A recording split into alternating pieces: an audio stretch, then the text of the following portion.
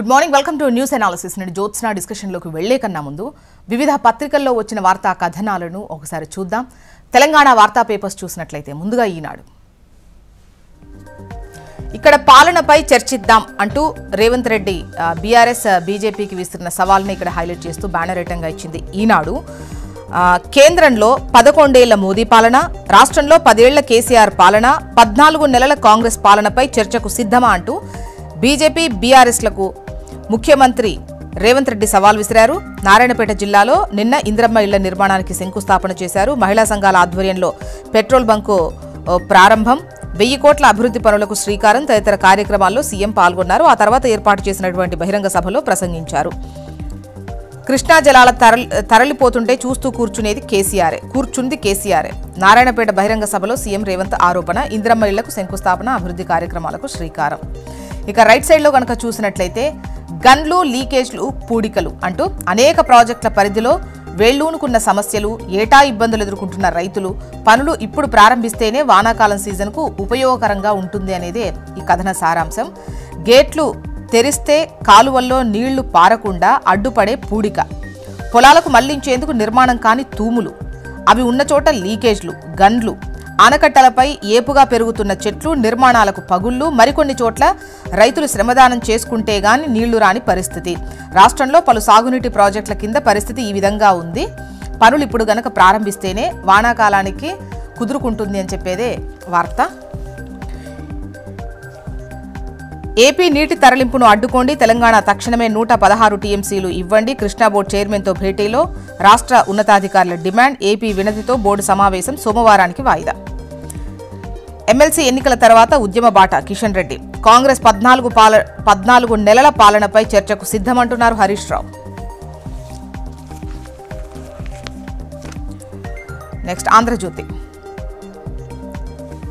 ఆంధ్రజ్యోతిలో పైన టాప్లో 498 వరకట్నం సెక్షన్ మాత్రమే కాదు, అన్ని రకాల వేధింపులకు వర్తిస్తుంది. అంటే ఇది 498 అనేది కేవలం ఇది వరకట్న సెక్షన్ కాదు, అన్ని రకాల వేధింపులకు వర్తిస్తుంది.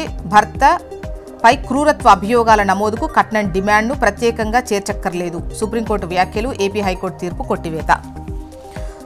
పర్యాటకానికి అందం, మిస్ వరల్డ్ పోటీలతో తెలంగాణ బ్రాండ్కు ఊతం. మే 7 నుంచి 31 వరకు హైదరాబాద్లో అంగరంగ వైభవంగా 140 దేశాల అందగత్తెలు, 3000 మంది మీడియా ప్రతినిధులు, వారిని రాష్ట్రంలోని పర్యాటక ప్రాంతాలకు తీసుకువెళ్తాం. ఇప్పటికే థీమ్ సిద్ధం, దేశాలన్నీ రాష్ట్రం వైపు చూసేలా ప్రణాళిక. పర్యాటక శాఖ ముఖ్య కార్యదర్శి స్మితా సబర్వాల్.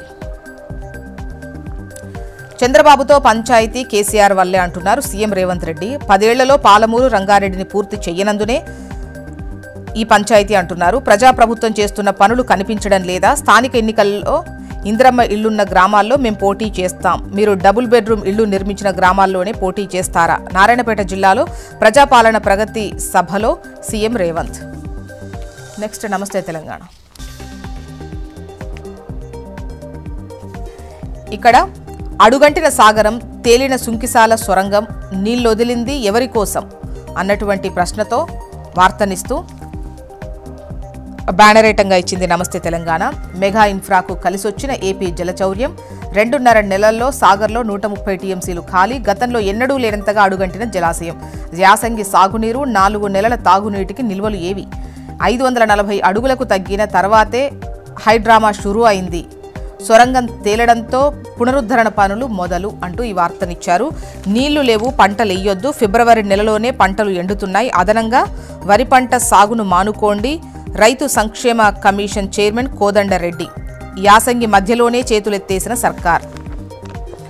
పాలమూరును ఎడారి చేసింది మీరే, పోతిరెడ్డిపాడుకు హారతులిచ్చిన చరిత్ర కాంగ్రెస్ది, రాష్ట్రంలో 1 ఎకరానికి నీళ్లివ్వని సీఎం రేవంత్, సొంత జిల్లా రైతాంగానికి తీరని ద్రోహం, ఏ చర్చకైనా రెడీ, ప్లేసు టైము నువ్వే చెప్పు, ముఖ్యమంత్రిపై హరీష్ రావు మండిపాటు. హన్స్ ఇండియా బ్యానర్ ఐటంగా మనకు ఇక్కడ పాలనపై చర్చకు సిద్ధం అని చెప్పేసి నిన్న CM Revanth Reddy BRS and బీజేపీకి సవాల్ విసిరేదాన్ని ఇక్కడ హైలైట్ చేస్తూ CM dares KCR Kishan for open debate on governance. And the another news is India needs world class leaders, reasons ప్రధానమంత్రి. Kash Patel becomes first Indian descent FBI director. ఇవి హన్స్ ఇండియాలో వచ్చినటువంటి ముఖ్యమైన వార్తలు. ఏపీకల్ మిర్చి రైతులకు ఊరట అంటూ కథనాన్ని బ్యానరేటంగా ఇచ్చారు. ముఖ్యంగా సాగు వ్యయం, మార్కెట్ ధరల మధ్య ఉన్న తేడాను చెల్లించేందుకు కేంద్రం ఓకే చెప్పింది అంటూ ఈ వార్తనిచ్చారు. టమాటా రైతుకు ప్రభుత్వం బాసట అంటూ కథనాన్ని హైలైట్ చేశారు. ఇక దురుద్దేశంతోనే జైల్లోకి అనుమతి. డాక్టర్ చైతన్యరెడ్డి శివశంకర్ రెడ్డి కుమారుడని తెలిసే వైద్య శిబిరం నిర్వహణ. మాతృభాషల మధ్య శత్రుత్వం సృష్టించొద్దు, అన్నీ పరస్పరం సుసంపన్నమైనవే. త్రిభాషా సూత్రంపై తమిళనాడు ప్రభుత్వ అభ్యంతరాల నేపథ్యంలో ప్రధాని మోదీ ఈ విధంగా వ్యాఖ్యానించారు. చెత్త పన్నుకు చెల్లుచీటి నోటిఫికేషన్ జారీ చేసిన ప్రభుత్వం. ఆంధ్రజ్యోతి వర్సిటీల విభజన ఇంకెప్పుడు అంటూ హైదరాబాద్లోనే ఓపెన్ వర్సిటీ తెలుగు విశ్వవిద్యాలయం. రాష్ట్రం విడిపోయి 10 ఏళ్లు దాటినా తేలని పంచాయతీ అంటూ ఈ కథనాన్ని ఇచ్చారు. తేల్చకపోతే ముంచేస్తారు అంటూ నాడు జగన్ సర్కార్ రీసర్వే తప్పులు, నేడు కూటమి ప్రభుత్వానికి తిప్పలు. రాష్ట్రంలో ఏ మూలకెళ్లినా భూ సమస్యలే, పరిష్కారానికి కూటమి సర్కార్ సకల యత్నాలు చేస్తోంది అంటూ కథనాన్ని ఇచ్చింది ఆంధ్రజ్యోతి. సాక్షి సెకీ ఒప్పందం సక్రమమే అంటూ తేల్చి చెప్పిన ఆంధ్రప్రదేశ్ విద్యుత్ నియంత్రణ మండలి. ఎలాంటి లోపాలు లేవు, అంతా నిబంధనల మేరకే జరిగింది కాబట్టి రద్దు చేయడం కుదరదు. అంతర్రాష్ట్ర ప్రసార ఛార్జీలు వర్తించవు. సెకీ నుంచి ఈ ఏడాదే 4000 మెగావాట్ల కొనుగోలుకు అనుమతి. డిస్కంల విద్యుత్ సేకరణ ప్రణాళికకు ఆమోదం. జగన్ ముందు చూపు వల్ల తక్కువ ధరకే విద్యుత్ అంటూ ఈ వార్తనిచ్చారు.